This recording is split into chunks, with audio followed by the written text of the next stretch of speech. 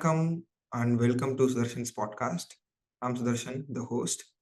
Today, like always, for a very long time, after a long break, I'm back again. But this time, to introduce something new, for last 1 year, wanted to talk. I have read a lot of articles, seen a lot of videos, podcast around career. Since that is something I'm primarily focused on at this point, I want to bring in people who have been there, done that, and who is excelling in their careers over a decade. Today, I have Isaac, who is Vice President of Product at Sosode. Hey, hi, Isaac. Hey, hi. And Rajeev, who is a Senior Director of Product at Lead Squared. And to be very precise, he is my super manager. He is my manager's manager. Hey, Rajeev, welcome to the show. Hey, Sudarshan. Hey, everyone.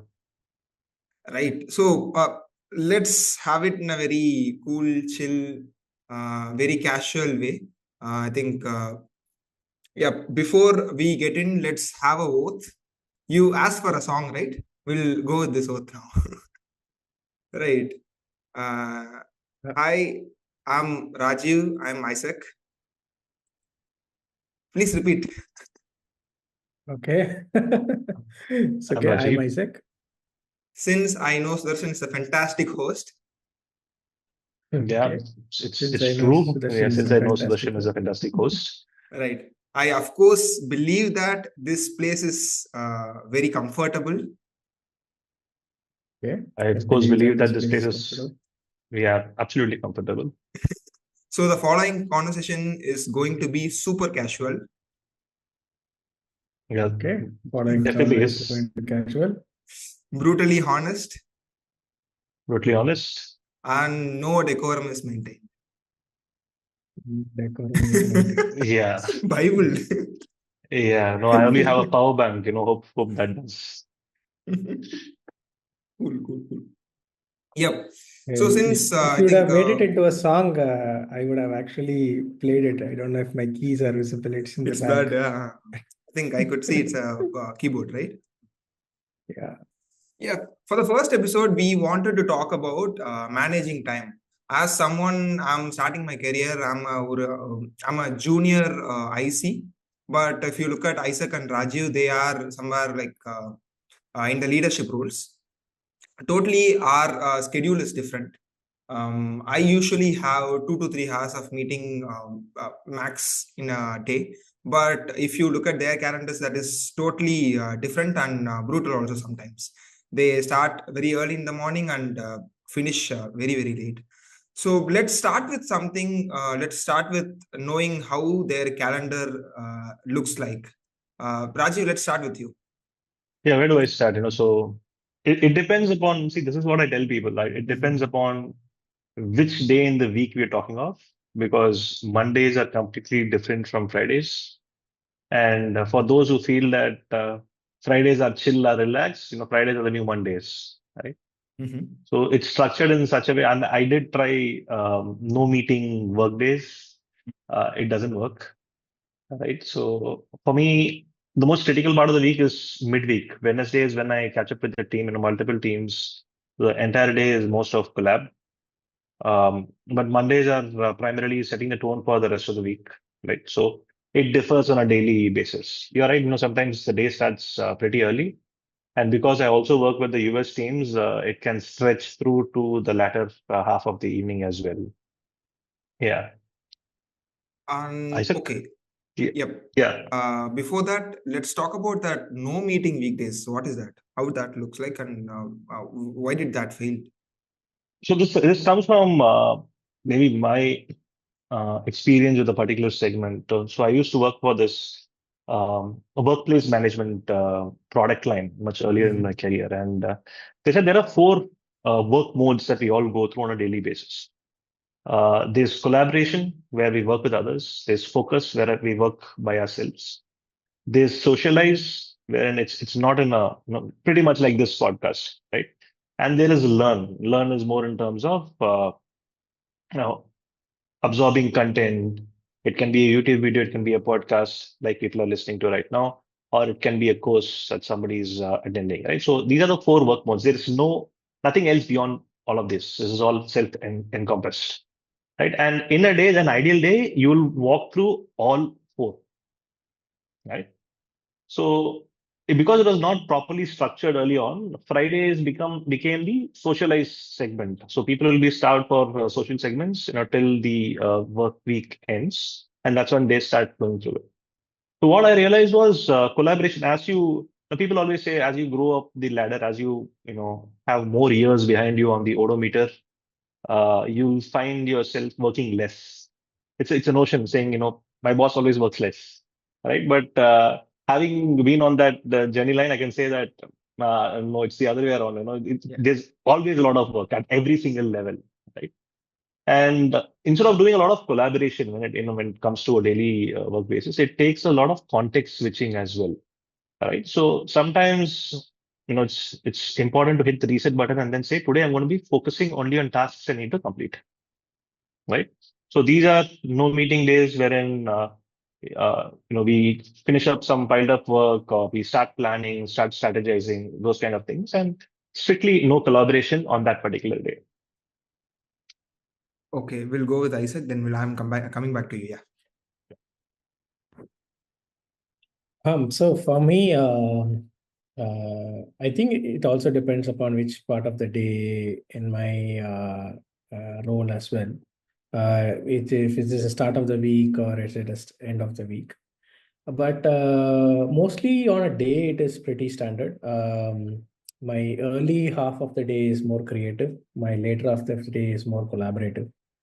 And I try to do a lot of I do design still, so to just keep up my trade and tricks. So I try to spend a lot of time with my team designers as well as uh, product solutioning or product related work in the early half, very creative work where I need more solo time. Um, Maybe one or two meetings, but it's also very strategic. Second half is all stakeholder updations, right? So sometimes in a role like a product manager, as much as you want to launch and ship products and go in a very high momentum, it is also important to keep people updated because reduce anxiety in the team, build a lot of momentum on what this is about, how important it is, goal setting, etc. So second half is more around that. And I have a habit of writing something called as Eat That Frog. There is Okay. a book called Eat That Frog. So I write frogs of the day, which is the hardest task in the morning. Start the day with that, and then reduce the complexity. I have not crossed more than 5 or 6 tasks a day. Maximum is 5. Beyond that, I think it's very hard to keep up. And when I say the size of the task could be like write a PRD for this, or it can be, uh, you know, align particular goals with the team, KPIs, check-ins, etc. So, yeah, even I have tried this no meeting day. It is Mm-hmm. always there. There is someone who always wants to have a meeting. My calendar is always very, very grueling sometimes. Some like back to back, 10 minutes gap. You just have time for a bio break or go have some small snacks. So yeah, so I think pretty much that's most of it. Start of the week is more towards uh, I would say keeping the leadership and the management aligned. It also is very correlation to start of the month. And end of the week is more chill. It is more okay. You have planned something for the week already. You must have completed almost 70% by the mid of the week. then you have some things that you can take it at your own pace. So that is the end of the week is little more chilled. I have Cool. fortunately not seen Fridays becoming another Monday, but I am waiting to see that if that is going to be the future. Right. I would like to double click on that. You said your first half is for creative or focused work and second half for meetings and collaborative work. Why first half? Yeah. Why not late in the evenings or why not second half and like why not the ulta? Yeah. So I think most of it. I'm most of a morning person. I like most. My brain works in a way that take the most fresh problem statements or fresh things in the morning, so that you have a very fresh perspective, rather than and usually it's all very geared up, right? So and I also kind of like align that with how I have my breakfast. I'm a extremely big breakfast fan. So I love to spend a good amount of time enjoying my breakfast. So that also involves What are what you is the having for time. breakfast every day? So it keeps varying. So I don't have pongal, which is a Okay. narcotic food. Okay. For people who don't know, it's a narcotic food of India, which can put anyone to sleep very fast. I like this dosas, and I'm a more South Indian person. I have found few spots in Bangalore, which has Chennai sambar and Chennai chutneys, Okay. and dosa, not dosa. For both of you, So Bangalore dosa or Chennai dosa? No, I Chennai prefer dosa, the man. Bangalore one. I mean, having spent enough time at both places, I think both of them, they have their own uh, USPs. Mhm. So yeah. What about Yeah, you, Isaac? yeah, I'm a Chennai person, man. I love the Chennai dosas.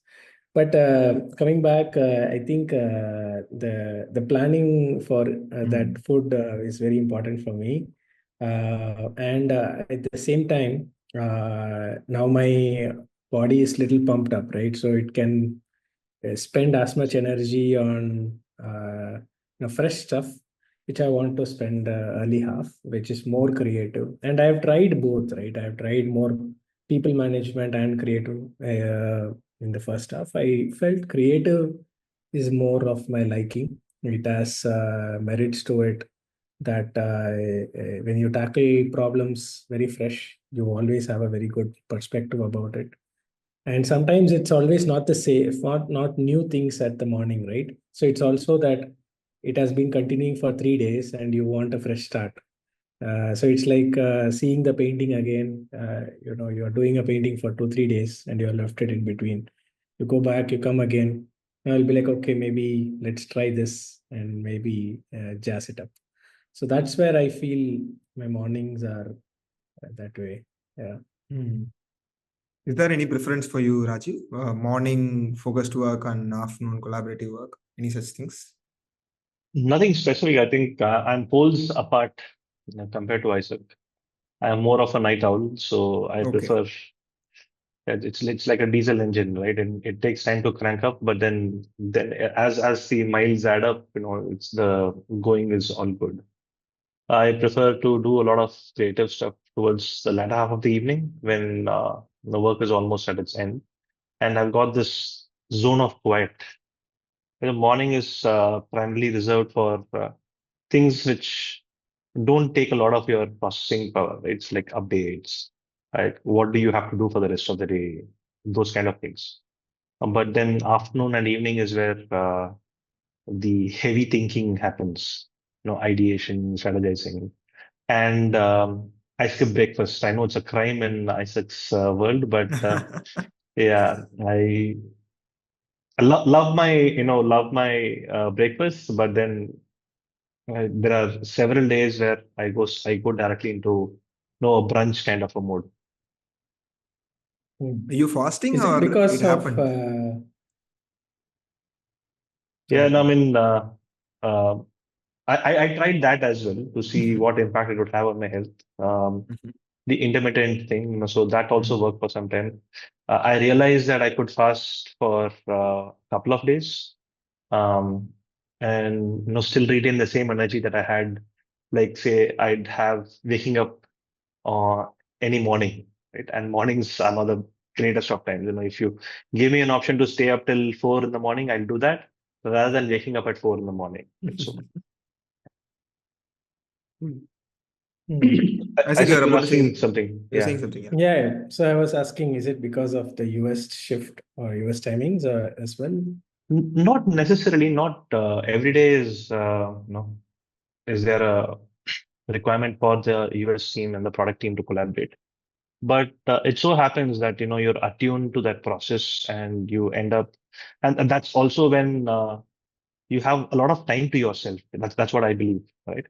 So family, they retire early. I got a toddler at home, and I said, I know you got a toddler as well, just past the toddler stage, and she has her sleep time much earlier, and then beyond that is my zone of zen, right? So wherein I can actually focus and get some things done.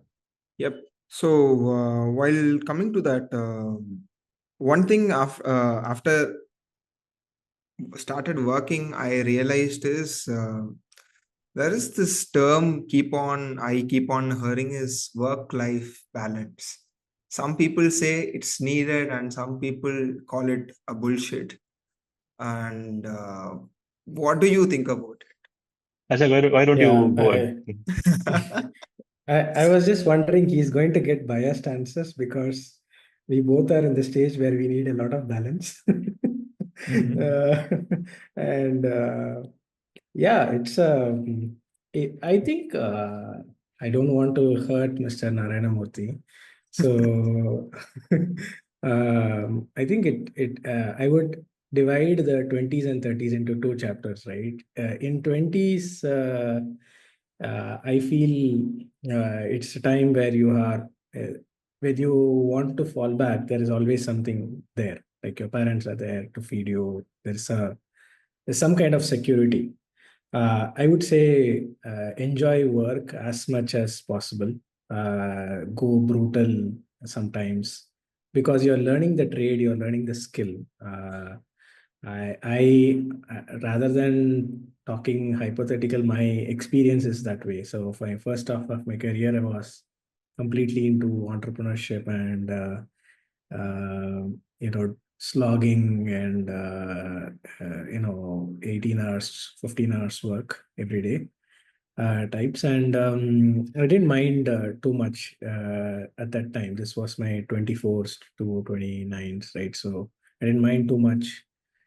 um, but I think right now, if I think about it, the second of the 30s, I'm in the 30s zone.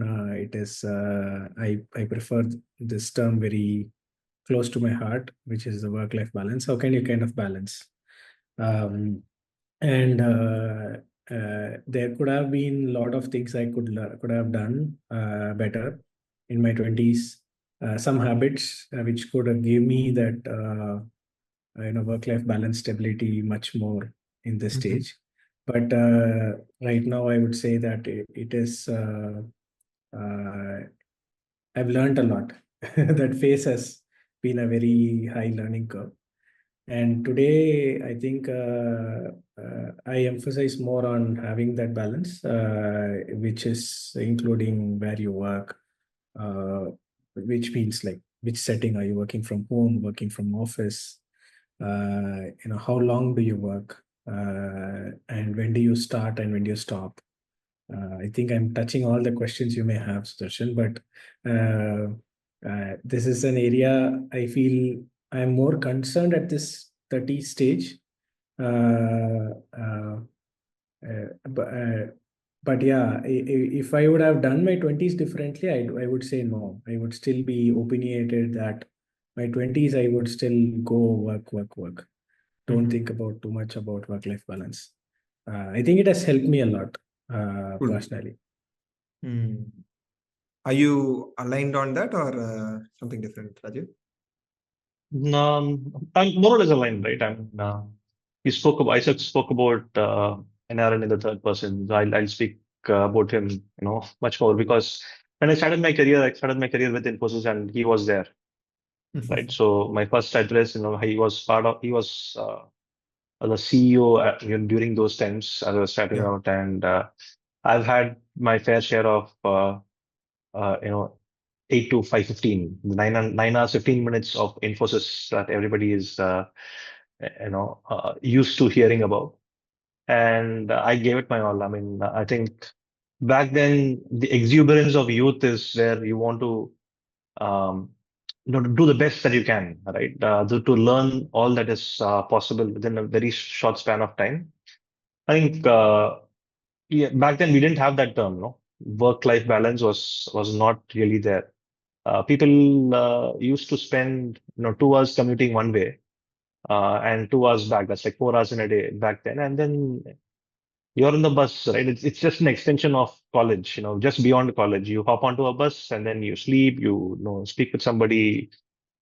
You Internet was expensive back then, so a lot of things were made up on the fly, right? But we made good relationships. The thing is, success, definitely, as you're starting out, the professional world is quite a bit different, and there's ample scope to learn. And there's a reason why it's called it's work-life balance, right? It's not work-home balance. It's not work-family balance. I think a lot of us, we tend to take life for granted, right? And life also means for us, you have to take time for yourself. And there was a recent example that we were talking about, Sudarshan. I said, Mhm. somebody said, I'm working till 8:30, 10:30 at night or something like that. And then in the morning, I'd be coming in late was one of the responses that was shared. And it's a given, right? People do get burnt out. And for people who spend a lot of time working day in, day out, uh, the toll it takes on mental health, the toll it takes on productivity, even if it is not immediately visible, you have to pay that tax of yours, right? So as we grow along, we mature, we feel that, hey, maybe I should slow down, maybe I should take more time for ourselves. And all of the interests of, not having others make the same mistakes that you've done right in front of you. So absolutely necessary. At the same time, there will be instances wherein you are required to do certain things, right, on the work front. One off, you know, on and off, it's perfectly fine, right? But it's not sustainable as you grow along the curve. So Isaac's points are well aligned. Cool.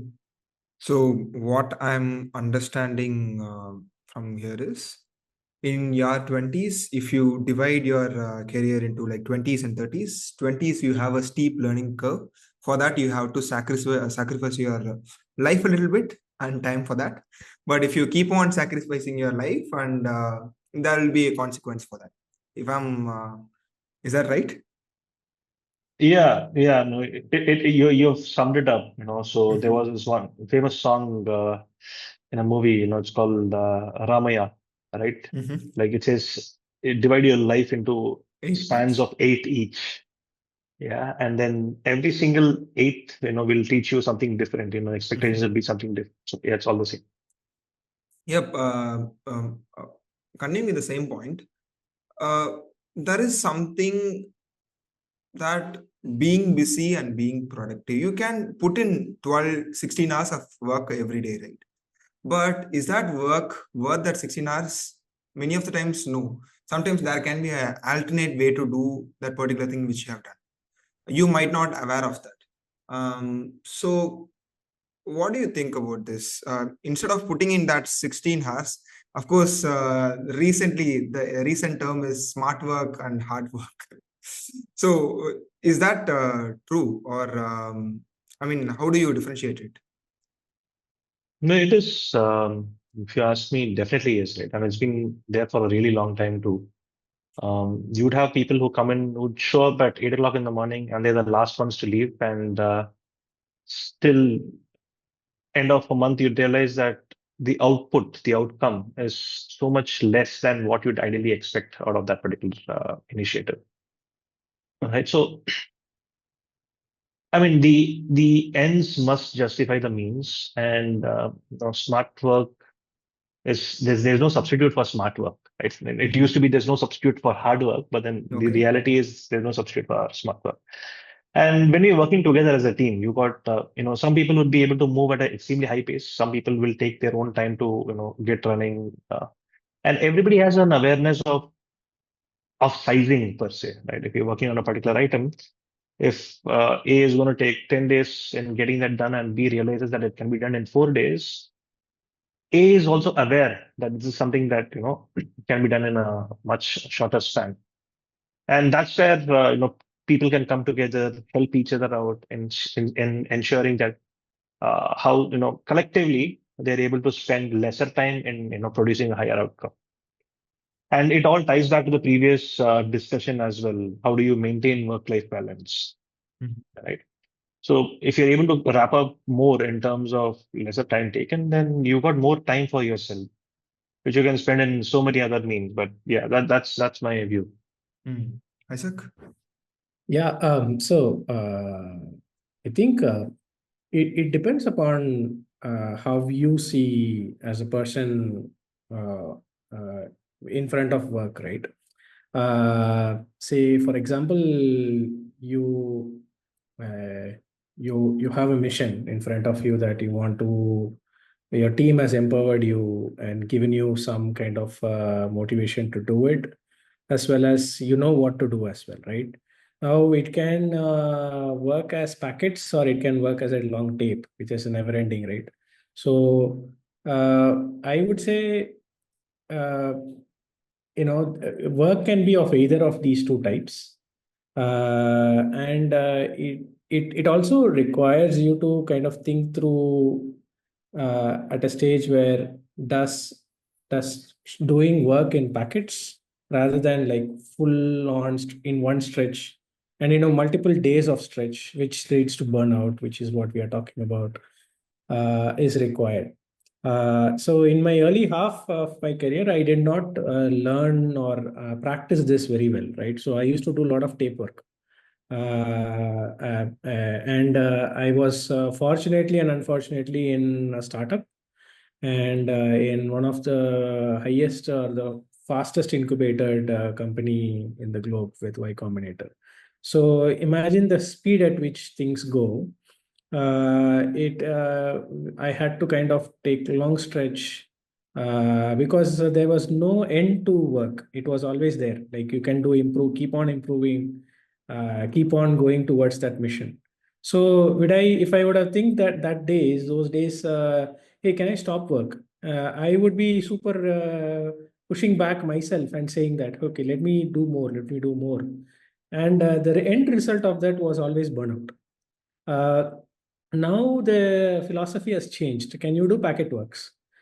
Which means can you put an end to where you want to scope it out, scope in and scope out, right? And sometimes that is very important because you're also prioritizing that, coming back to work-life balance. You're prioritizing your life, which is your health, your time for family. It is all encompassing, right? A time for you to like even reflect, right? So I think nowadays the work is still there. The work intensity has not slowed down.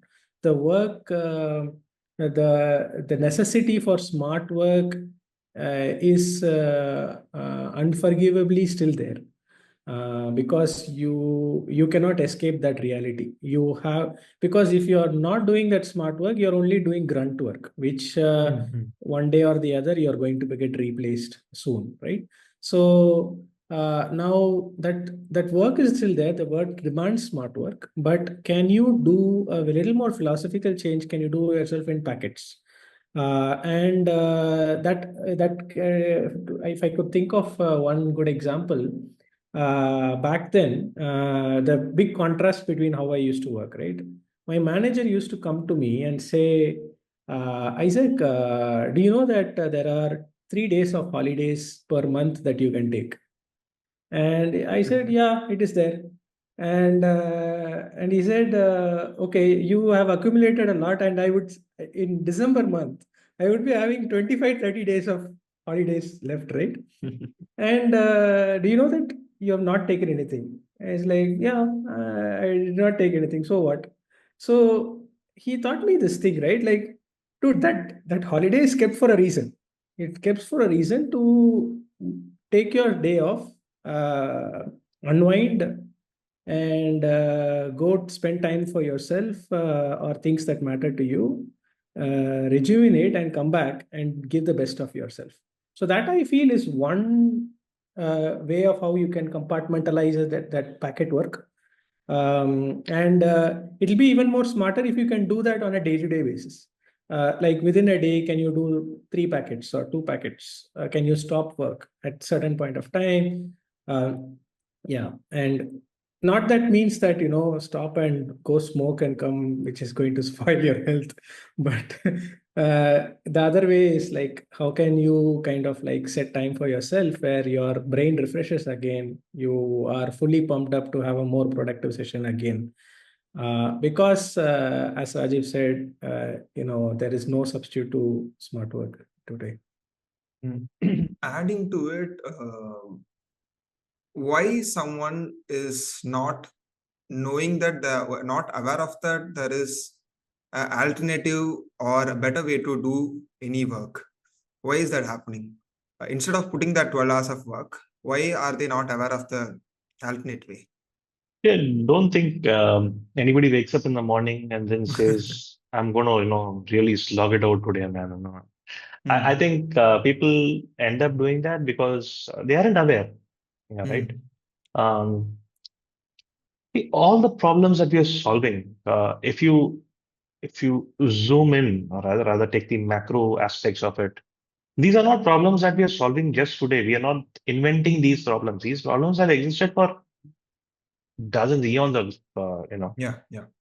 years, and um, it's not like some of these questions or some of these problems don't have answers. People have done this, right? For everything that let's say, let's talk about search engines, right? Google came out, revolutionized the search space, but then Google isn't the only player out there, right? Back then, people would remember Ask Jeeves. People would remember Yahoo and Yahoo Answers. You have Bing coming in. Are they trying to solve a different problem? No, the problem is inherently the same. The approach, and we don't have to start from scratch. So if somebody's going to say, I'm going to get this going, but then I will focus on only the task at hand and not be inspired, not take learnings from what others have gone through and then apply them over there, we are setting ourselves back, right? It's this unavailability of information, around what can work better for the team. Maybe it's a better tech stack. Maybe it's a better user experience that we'll have to give to people, right? And then until we, remove those guardrails and then say, okay, look at the problem statement more holistically. Uh, we're able to solve it with a different lens rather than beating ourselves to death about going toward a particular approach. Okay, let me, I think I would have put the question in a better way, I think. How can someone be aware of that in an organization? Yeah. Yeah. So I always feel a constant learning from someone can do that. Maybe peers around, there should be always some, like what you said, some kind of collaboration that where we discuss what we learned about the process we are doing. Or look, this is what I thought. Is there any other better way to um, change the process or do something better? Isaac? Uh, so, if I understood your question, the change the process of work, like, could you clarify your Okay. question a little more better? Right. So, Okay. கொஞ்சம் blank ஆயிட்டீங்கன்னு TLDR நினைக்கிறேன். version. No, Yeah. I wanted to get a little more flavor to that question. Yeah. Okay. So what we were discussing is instead of putting that 12 hours of work, if I know that work can be done in 4 hours, why I am not aware of that first thing? And in an organization, how can one be aware of the better alternative to do that work? So I think see, some of these comes with a lot of practice, right? It is when I first started, at least if I can speak of myself, I would do a lot of redundant stuff. So redundancy in work keep on increasing. You get really bored about certain things, right? And then you can take two approaches: either be a little smart about it, or either you continue doing it. Now, as much as possible, if you can try to think a little first principally. Now, this is a very I used to keep telling this in my office. If everyone in this office would think first principally, probably this office will be half of this population, like maybe 50% of the people are not needed. It's a very provocative statement, but it is, I think to some extent, this can you think to the basics of, why am I doing this? How important this? Can I make this much more faster, 10x? Rather than doing 10%, can I do 10x advantage about it? And there are tools, of course, to help in that process. There are etiquettes to help that process. There are rituals to help that process. I think beyond that, the first step I would, if I were to look back, like maybe 7, 8 years younger to me, the first advice I would give to that person is, can you kind of like prioritize, in the stack of what you want to take up. At the same time, can you learn the trade of how can you make yourself much more efficient in that process. It can be by the tools, by the rituals, and by all the etiquettes that you are following. And I can talk about a lot about those etiquettes, right? So that's as simple as how you conduct meetings. Today, for example, I'll give you rather than philosophical conversation, let me give you a direct example. I have this habit of writing my PRDs on the fly on a 1 hour call with me and my engineering team being on the same call. Now, I feel that has reduced almost 8 to 9 hours of individuals' work, which could have happened otherwise, where I would have written in solo. I would have sent for a review, and they would give the nitpicks. Then I would again write. Then again I send. Then the designer nitpicks, and all these back and forth, the shuttling between, and then stakeholder gives some nitpicks and everything. So now what I do is I just open a call. I bring one engineer, I bring one designer, and I myself, and then I open a wireframe or a whimsical or a Miro, and I would go about how are you thinking about it? Let's do it on live, right? So should it be like this? Should it be like this? And then that guy would say, so the problem is most people are very poor communicators. So if they are now in one context, in one setting, in a very highly packed session, they are forced to communicate. They are forced to like tell it, okay, no, Isaac, now the I feel a good tool that I use is visual layer, right? So everyone is looking at the screen, everyone is seeing that visual layer. They are seeing that, okay, the idea construct itself into a wireframe like this, and then it construct itself into a solution like XYZ. Now that meeting is getting recorded by AI transcript, which I would copy paste in ChatGPT and say that create a PRD out of it. Fatafat, done. This would have been like at least 7, 8 words of work. Now it has minimized to probably maximum of 1 hour or 2 hours of work.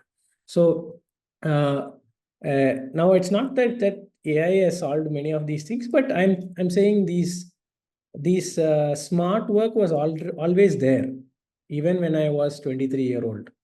I feel in order to coming back to your question, if you were to focus on reducing that 17 hours a day to maximum of 6 hours or 4 hours a day, which I feel is the the most a person can be productive. After that, it's all just sitting time, right? Warming up time. Uh, I think it is there.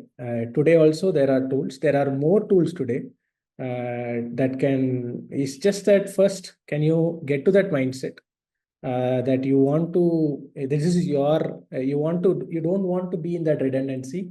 Don't want to keep doing redundant work. You want to do smart work.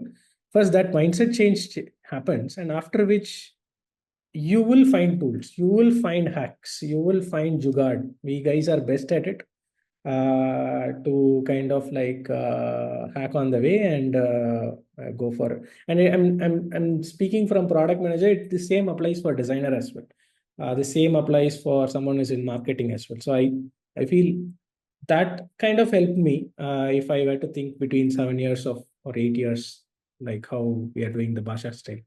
Interesting. I mean, quite interesting.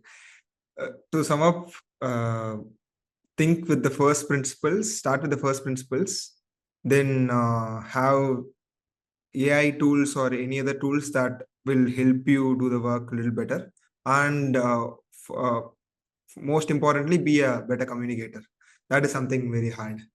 Yeah, Yeah. it can be anything, right? Like it's not just to limited tools, it can be even rituals. The thing that I told you over a call, I bring them and write a PRD is a ritual. So now if this has worked, and this came as not from an idea from me, it actually came as an experiment we kind of did within the office, and one of the person practiced this and it went out very well, and then everyone has started practicing that. So I think keep yourself to that experimentation, and some way or the other you will always see that okay, a lesser time, higher magnitude of work, then go for that quadrant. If you were to divide it into 4 quadrants. Yeah. Is there any similar things you do that helps you reduce your time, reduce the effort in anything, Raji? Yeah, no. So I instantly know if somebody is sharing a ChatGPT generated PRD, right? Okay. So it's so verbose, it's so elaborate. I mean, see, it's as good as the input that is coming in, right?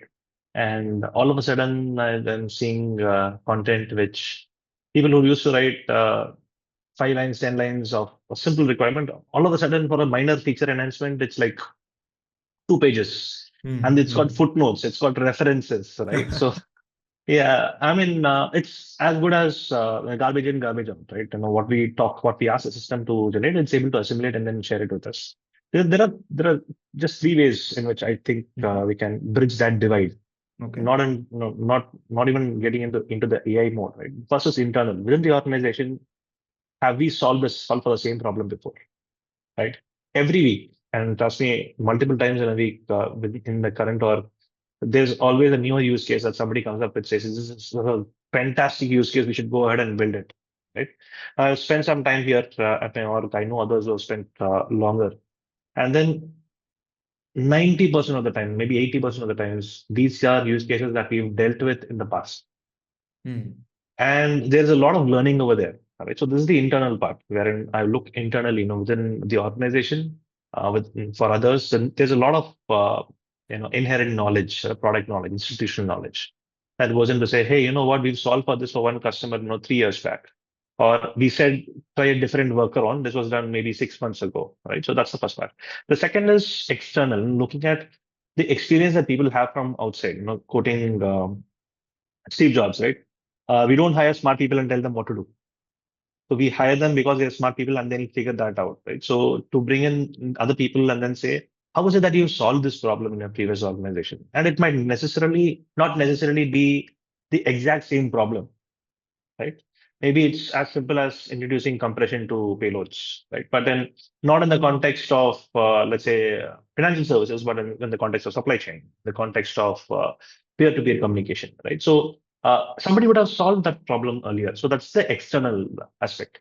The third is what is the industry doing? What is the market doing? And what is the competition doing rather? Once again, unless and until we are true innovators in the sense, These are problems that others have also faced, right? And then if their learnings can be our learnings. That's what powers the AI world of today, right? The generative AI feeds on something. It's the same knowledge that we can also feed on. And ChatGPT is a great enabler in this aspect.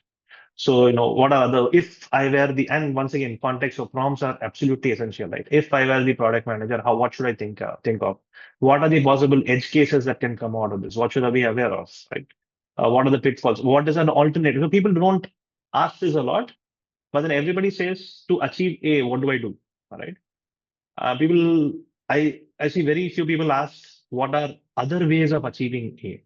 What are alternative approaches? Give me a pro and con for each of these different approaches. Right? So those all solidify the thesis. Cool. Interesting. It can be done in organization level and also in a personal level also, I guess. Yeah. Yeah. Right. So let's wind it up with one more final question, which is how one should have a efficient day as someone like me who is a IC, who is a junior IC, maybe a little precise, how one should have an efficient day. Isaac, we'll start with you. Have a good breakfast. So, Or skip it. Okay. Yeah. and yeah, so I think some people are night owls, some people are morning. So please understand your rhythm and your body adapts to it. Go for whichever suits you. But I think in whichever day, I think more, uh, if I were to summarize in how can I be more productive, more efficient, the question that that you asked, right? Like, see, end of the day, if you were to summarize everything that we do on a day, is having high impact conversations. Now, it's just one liner that I feel that I could just put everything put together. Whether you're designing, whether you're writing a PRD, whether you're having a stakeholder meeting, whether you are doing some marketing work, you are end of the day having high impact conversations.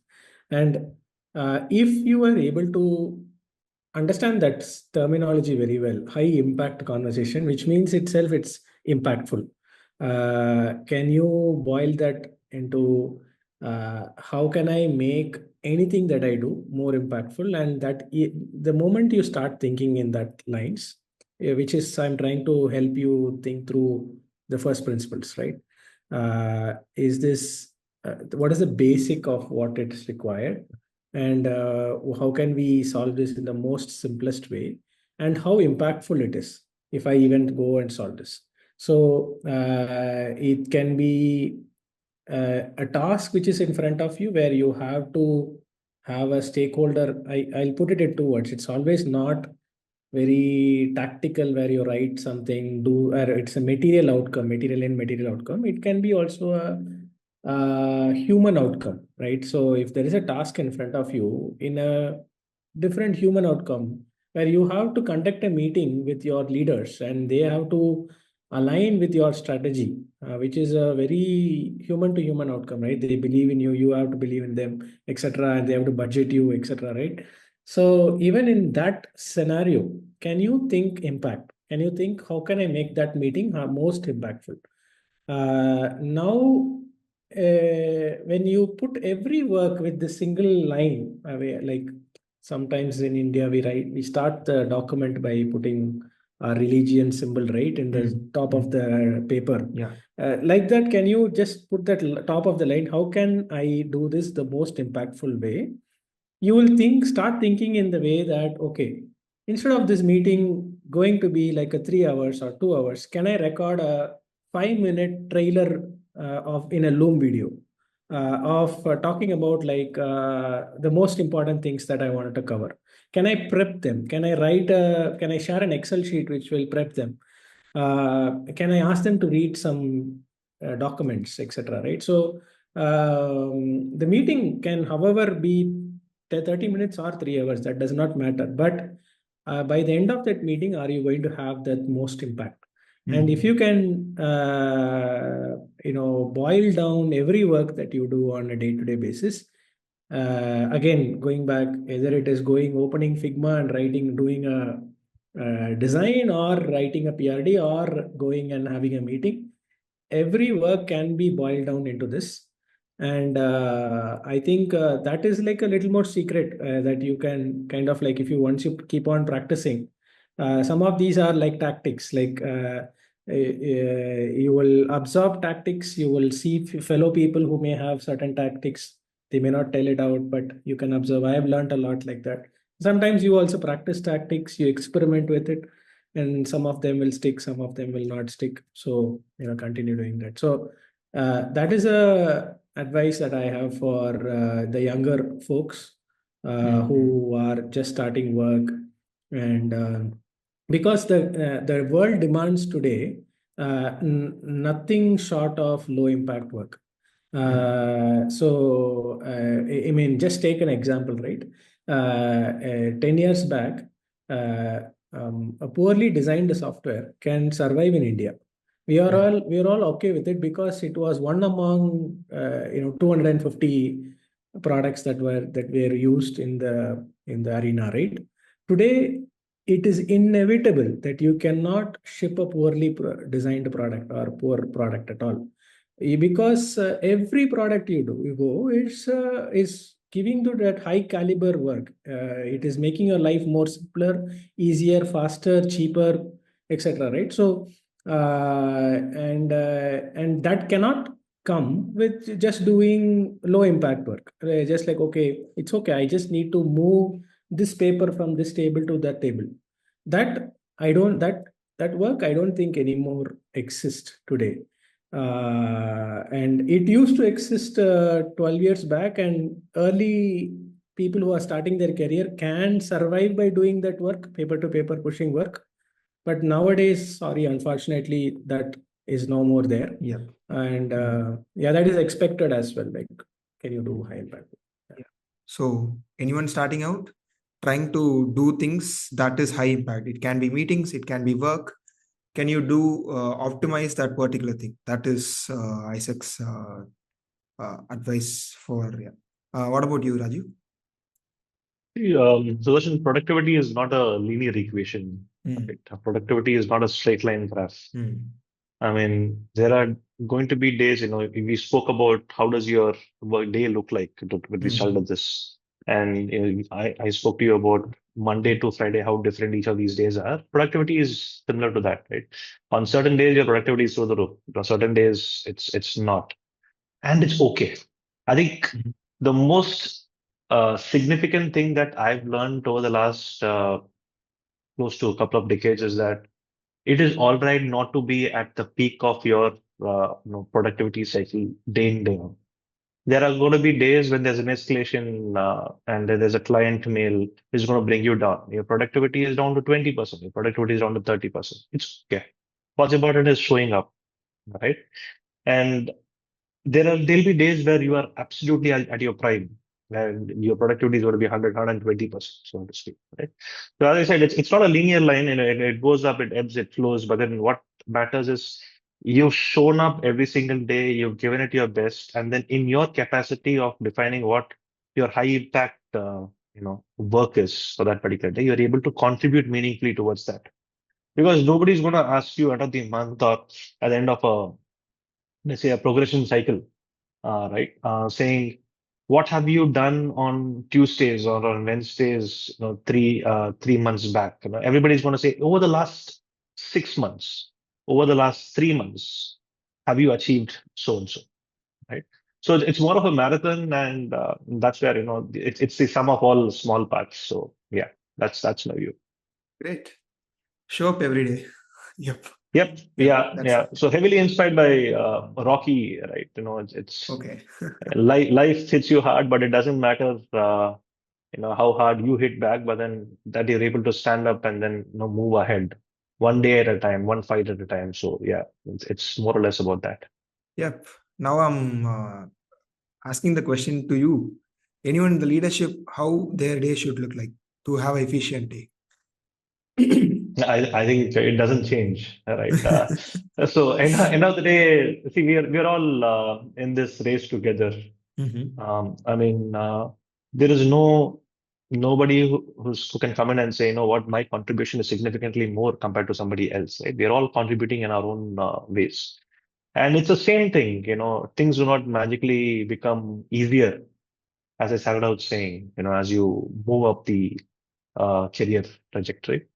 But the same applies. There'll be like really long, excruciating days, endless escalation, customer calls, fires to be put out everywhere. And I'm sure Isaac would also relate to it, right? You wake up in the morning and then there's an alert, there's a production alert. And there are a dozen angry customers, users who reach out to you directly. So it's going to be there. But then what matters is you show up, you realize what is it that you can start doing differently tomorrow to prevent the same occurrences from coming in today, right? And this in turn builds institutional knowledge, which can help you make better decisions, going forward. And through the course of your career, you'll be able to gather most of these experiences and then enrich the newer teams that you're part of, right? At the same time, looking into the market and industry and figuring out how others are able to do. So I'm just trying to, merge everything together because they're all talking the same kind of story. Got it. Isaac, what will be your advice for other peer leaders? How should they have a efficient day or work life? Yeah, I think as Rajiv said, it doesn't change too much. It's the same. I resonate very well with the show up part, right? I think as leaders, it is even more significant to show up, very, very critical to show up. Because you're not only showing up for yourself, you're showing up for a team that kind of like relies on you, kind of like looks up to you, etc. Right? So how you are as a person in those wave of productivity, which is always not constant, as Rajiv said, it's very true, right? And this Monday, I would say I can verbally say it's going to be most productive, but the next Monday is not going to be the same, and that's completely okay. That's what is the crux of it, because end of the day, it is the long trail of events, all add up together, and the cumulative sum of all the show up would make the larger impact. And if you just be consistent about it, somewhere or the other you are, and you there's this 1% every day improvement, right? Yeah. If you just do that, even if you don't have the most impactful work, if you just do incremental 1% more impactful than yesterday, I think that itself would be more beneficial, specifically for leaders, because I think there is a tribe that is also getting built as you kind of like navigate within the company, within the dynamics and within the politics, etc. Right? So there are and there is a lot of trust that needs to come through that. So you are not really significantly doing differently within the 23 and the 33 age group. It's the same, but the learnings and outcomes are much more polished this way. So that's what I feel is a leader going to enact. And in one of the interview, one candidate asked, why are you hiring me? And I told him this answer that your job is to make me relevant or keep me relevant, not make me relevant, keep me relevant. That's it. And his job is also for him to be relevant. So I think it is a two-way thing, right? It is one, I'm demonstrating certain values, which can be used back, and then those values are also coming as a bottoms up from my team as well. So So yeah, that's my 2 cents. So Right, Isaac, in right. other words, you're saying leaders, they don't do different things, but then they do things differently. Yeah, Is that yeah, a apt summary? Okay. yeah. That's a good summary. Yeah. Cool. Yep, one more final question, but we are running out of time. Let's have this very quick. What are the daily tools if you are using to track your day and things? Of course, calendars, but what are the things? There are a lot, but I can take one Okay. because of time, right? I think it is very creative. Everyone will have a lot of etiquettes that they follow. I'm just trying to pull up.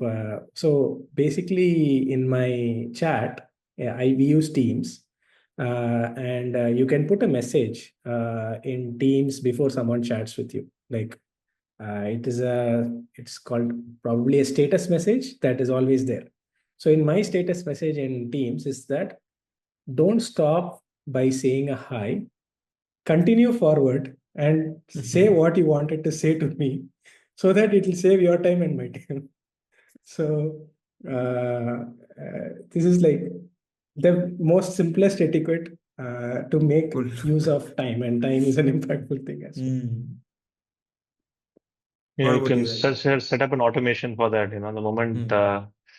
somebody says hi, and then they're like, hi right back. Now, what is it all about? Right? Yeah. So yeah, that happens. But I swear by whimsical. I know Isaac also uses whimsical and Miro. As a creative person myself, I find it really important that I'm able to visualize something. And indispensable, something that works even during my laptop, when it dies out of charge. So I've got my pen and paper right over here. So there's so much over here that I paraphrase, I summarize, I draw stuff, I sketch stuff. So I am, aware. So there are a lot of things happening across teams. So this is the only thing that keeps me sane. And it piles up. You know what? The chances are I won't go back to it tomorrow, but it's there for me today, right? And I know that it's going to be there, in the future if at all I need to cross reference it, but it's there. A bit old school that ways, but then yeah, whimsical and this one. Great, great. Awesome. So yeah, even I want to put suggestions here. Uh, so yes, as usual, notebook, and recently for last I think 7 8 months started using Google Tasks just to put on what I need to done. Even basic things like putting my clothes for washing, and meeting a friend with a small time reminder to that. So that helps me a lot. You don't And of use course, FigJam, calendars. Sudarshan? FigJam for design work. This is for total whole. Yeah, but a substitute for notepads, no? Yep. For anything design, I'm going to FigJam, or sometimes I use that in my Figma canvas itself. Okay. So whatever at that time, however it helps, I'll choose. Yeah. So yep.